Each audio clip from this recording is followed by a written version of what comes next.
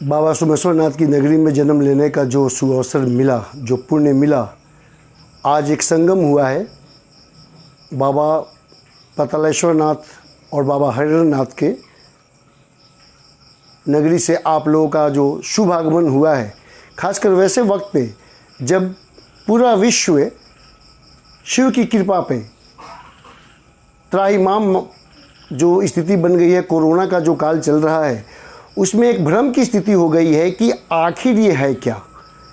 हम चांद, सूरज, मंगल ग्रह और सूरज पे जाने की जो बात कर रहे हैं, एक छोटी सी खांसी, बुखार, इसका इलाज आज तक क्यों नहीं मिल पाया। मेडिकल साइंस, पूरा वर्ल्ड, पूरी दुनिया आज कहते हैं कि जहाँ से विज्ञान खत्म हो जाता है वहाँ से प्रकृति, ईश्वर की शुरुआत होती है। शायद मैं ऐसा ही महसूस कर रहा हूँ कि इन हालातों में पिछले 3 सालों से जो भी विश्व की परिस्थिति बनी है, मैं याद करता हूँ कि इस विश्व को लोगों ने अपने मुट्ठी में रख लिया था। छोटी छोटी बातें वो लोग बोलते थे कि मेरे पास तो आणविक शक्ति है, परमाणु बम है। आज मैं उन तानाशाह लोगों से पूछना चाहता हूँ कि कहाँ है तेरा आणविक बम? क्यों नहीं तू कोरोना को ख़त्म करने के लिए कोई ऐसी मुहिम खड़ा करता है जो तुम्हारे ताकत में, तुम्हारे अहंकार में है। रहा सवाल, मैं जिस संस्था को अपने जीवन में समाहित किया, आयाम, वस्तुतः आयाम का अर्थ ये होता है द लैडर ऑफ राइजिंग, यानी जीवन में आगे बढ़ने का, परिवर्तन करने का एक वो सीढ़ी होता है, एक ऐसा सोपान जिसमें मनुष्य को जो ये मानव तन मिला है, ये मानव तन में देवता लोग भी इस बात के लिए तरसते हैं कि मुझे मानव बनना चाहिए, क्योंकि मानव तन को ही ये ऐसी सुविधा मिली है कि वो अपने सुकर्मों से मोक्ष को प्राप्त कर सकता है। अरे आज बाबा सोमेश्वरनाथ की नगरी में जन्म लेने का जो मुझे ये कई जन्मों का जो पुण्य मिला, 1990 में मैं अपने जीवन में Delhi national school of drama के जो सीनियर लोग हैं, उनके छत्र छाया में, उनके निर्देशन में, उनके मार्गदर्शन में नाटकों की बारीकियों को समझ रहा था। और 89-92 मेरा ग्रेजुएशन का ईयर था। मैं मोतिहारी पंडित उगम पांडे कॉलेज में इतिहास का छात्र था। उसी दरमियान मोतिहारी में एक नाटक, विश्व स्तरीय नाटक का मंचन हो रहा था, थैंक यू मिस्टर ग्लाड।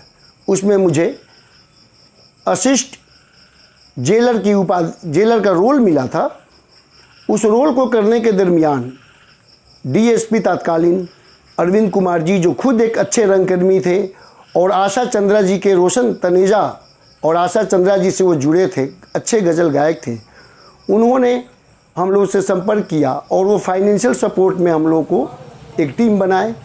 क्योंकि रंगकर्मियों के साथ दिक्कत ये होता है कि उन लोगों के पास धन की कमी होती है। बहुत बहुत मैं इस बात के लिए, आज तो हमारे बीच में नहीं है, लेकिन उनकी आत्मा जहाँ कहीं भी होगी, मैं इस बात के लिए उनका शुक्रगुजार रहूँगा कि उन्होंने मोतिहारी में थैंक यू मिस्टर ग्लाड के लिए फाइनेंशियल सपोर्ट किया। उसी दरमियान अरे राज में 1990 की ये घटना है, जब मंडल कमीशन को लागू किया गया तो सरकारी जितने भी संपत्तियाँ थीं, मेरे घर के बगल में ही रजिस्ट्री ऑफिस भी था, वहाँ पर भी आग लगा दिया गया, तोड़ फोड़ किया गया। ब्लॉक, सीओ साहब का कार्यालय, रेफ अस्पताल, सारों को जला दिया गया। संजोग से मैं अरे राज में ही था। डीएसपी साहब यहाँ पे आए और उन्होंने कहा कि अमित जी, आप मुझे बताइए कि ये ऐसी घटना कैसे हो गई। तो मैं कहा कि ये मानव मन है, मानव के दिल का गुबार है, उसका प्रतिशोध है, उसका आक्रोश है। कहे कि अरे आपकी भाषा तो कुछ दूसरे ढंग की है। मैं कहा कि देखिए, हम लोग साहित्य से जुड़े लोग हैं और रंगकर्मी हैं। तो उन्होंने कहा कि ठीक है, आप कुछ अरे राज के लिए सोचिए। तो श्री राजेश तिवारी जी, अरुण जी और मैं अरे राज में युवाओं को एक नई सोच, सकारात्मक सोच, रचनात्मक कार्यों में रुचि रखने के लिए आयाम एक संस्था का गठन हम लोगों ने किया, जिसकी पहली प्रस्तुति किशोर कुमार, क्योंकि मैं खुद किशोर दा का बहुत बड़ा फ़ैन हूँ, हम लोगों ने एक प्रोग्राम कराया जिसमें यहाँ के द रियल जेंटलमैन श्री ज्ञान प्रकाश आर जिन गॉड फादर के रूप में हम लोग से जुड़े, जो आज तक जुड़े हैं। हम लोगों ने कार्यक्रम किया। उसके बाद मैं समय समय पर दिल्ली जाता रहा, फिर एग्ज़ाम के समय पे मैं आता रहा। तो जब भी मैं यहाँ आया कुछ न कुछ रंगमंच का काम किया। सन 2000 में 1996 में मेरे छोटे भाई की तबीयत ख़राब हो जाने के चलते मैं पूर्णतः जब अरे राज में आ गया, तो सन 2000 में तत्कालीन अनुमंडल पदाधिकारी श्री चितरंजन सिंह, ये भी मेरे जीवन में एक बहुत बड़ा मोड़ था कि मैं वैसे भागीरथ, उनको भागीरथ का अवतार कहा जाएगा, जिन्होंने अरे राज गोविंदगंज में विकास की एक गंगा तो बहाई ही, साथ ही यहाँ के युवाओं को एक नई दिशा दिया। उन्होंने हम लोगों से संपर्क किया, हम लोगों ने उनसे संपर्क किया और यहाँ पर सरकार के जितने भी कार्यक्रम होते थे उसमें युवाओं को जोड़ा गया। और उसके बाद हम लोग यहाँ पर मेला समिति से भी जुड़े और मैं अरे राज को एक जाति, धर्म, संप्रदाय से ऊपर एक बाबा सोमेश्वरनाथ की नगरी, शिव की नगरी, क्योंकि कहते हैं कि जय श्री राम बोलने में तो आपत्ति हो सकती है, लेकिन सत्यम शिवम सुंदरम बोलने में किसी को आपत्ति नहीं होती है। और त्रिदेव के महादेव महाकाल का प्रसाद ये नगरी, हमने यहाँ से संदेश दिया कि अरे राज जो है वो चंपारण का नाच बने, चंपारण का गौरव बने। उसी परंपरा को आगे बढ़ाते हुए मैं 2007 तक अरे राज में सांस्कृतिक सामाजिक गतिविधियों से जुड़ा रहा। उसके बाद जीवन में परिवार को चलाने के लिए पिताजी की तबीयत ख़राब होने के चलते मैं सामाजिक कार्यों से अलग होते रहा, लेकिन समय समय पर यहाँ पर जितने भी छोटे बड़े कार्यक्रम किए गए, सकारात्मक जो भी सोच हुई, चाहे वो होली महोत्सव हो, मुकेश जी के याद में संध्या हो, सांस्कृतिक कार्यक्रम हो, रफ़ी साहब का हो, किशोर दा का हो, और अनुमंडलीय सांस्कृतिक मंच के बैनर तले हमने सहयोग देकर बहुत सारे कार्यक्रम किए। अब जब सोशल मीडिया का ज़माना आया तो एक जिम्मेवारी मेरे अंदर आई कि युवाएं, जो भी युवा है, युवक हैं, खासकर मेरा बच्चा जो अब मैट्रिक में चला गया है, उसको भी एक दिशा दिया जाए। उस दिशा देने के लिए मैं सोशल मीडिया पे एक्टिव हुआ और सच और झूठ के बीच का जो एक छोटी सी लकीर होती है, उस लकीर को मैं रेखांकित किया कि ये छोटा सा जो सच है, ये सच अगर आपके जीवन में आ गया तो यही आपके जीवन को मार्गदर्शन दे सकता है। इसी बीच में एक निर्भीक भगत सिंह, चंद्रशेखर आज़ाद, खुदीराम बोस या जयप्रकाश नारायण जैसे सोच के सेकंड शेखर वाजपेयी जी से मेरा संपर्क हुआ। सौभाग्य से हाजीपुर को मैं अपना दूसरा घर भी मानता हूँ, वहीं से हैं। हम लोग के बीच में विचारों का आदान प्रदान होता रहा।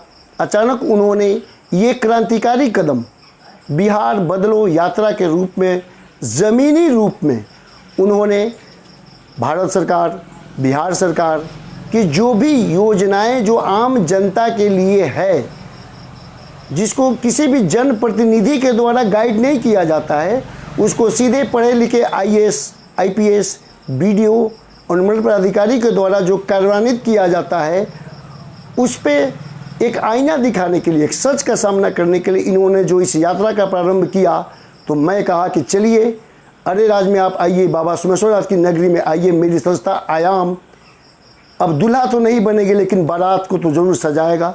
और हम लोग हनुमान बन के प्रभु श्री राम और लक्ष्मण को जैसे पर्वत पार करा के हम लोग रावण से लड़ने के लिए, तो रावण का सेंस मैं इसलिए कह रहा हूँ क्योंकि रावण आज भी पूजनीय है। अगर नहीं तो आपके यहाँ जो भी शिव की पूजा होती है उसमें श्री रावण रचित शिव तांडव श्रोतम क्यों आप कहते हैं? अगर रावण असुर था तो आज मुझे एक बहुत बड़ी जिम्मेवारी मिली कि मैं अपने राजनीतिक गुरु अटल बिहारी वाजपेयी जी के खानदान से जुड़े हुए श्रीकेन शेखर, जो चंद्रशेखर, शिव का भी नाम एक शेखर होता है, उनके साथ मैं जुड़ा और मेरे मीडिया के जो भी यहाँ के स्थानीय मित्र हैं सबका मुझे सहयोग मिला। और सबसे बड़ी बात ये हुई कि जितने भी मेरे जनप्रतिनिधि जो बंधु हैं उनसे मैं और मेरी संस्था हमेशा यही कहती है कि अरे राज, चंपारण, गोविंदगंज, महर्षि वाल्मीकि, प्रभु श्री राम, भगवान शिव की नगरी है। यहाँ पर आप ऐसा मॉडल बनाएं, ऐसी रूपरेखा रखें कि गुजरात मॉडल क्या बने, गोविंदगंज मॉडल बने, चंपारण मॉडल बने। और इसी काम को करने के लिए आज जो हमने शुरुआत की है तो कहते हैं कि अगर आपकी शुरुआत अच्छी होती है तो आपका लगभग आधा काम पूरा हो जाता है। इन्हीं सारी उम्मीदों के साथ आप सबसे, खासकर बिहार के उन युवाओं से मैं अपील करूंगा कि अगर मैं बाबू वीर कुंवर सिंह बन सकता हूं तो आप लोग इस बिहार को, अपना शिक्षा जहाँ भी लेना हो आप विश्व में कहीं से लीजिए, लेकिन मदर टेरेसा की तरह अपने जो गांव है वहाँ पर विकास करने के लिए कमेटी बनाइए। आने वाले समय में हमारे जितने भी जनप्रतिनिधि जो जीते हैं उनसे मैं कहूँगा कि आप लोग कम से कम अपने जीवन में 100, जो आप कोई भी योजना बनाते हैं कि मैं 100 आदमी को काम करना हूँ, तो 20 वैसे आदमी को ज़रूर लाभ पहुँचाइए जिनका इस दुनिया में या तो शिव है या तो आप है। इसी के साथ बहुत सारी शुभकामनाएं। नमस्कार, बहुत बहुत धन्यवाद।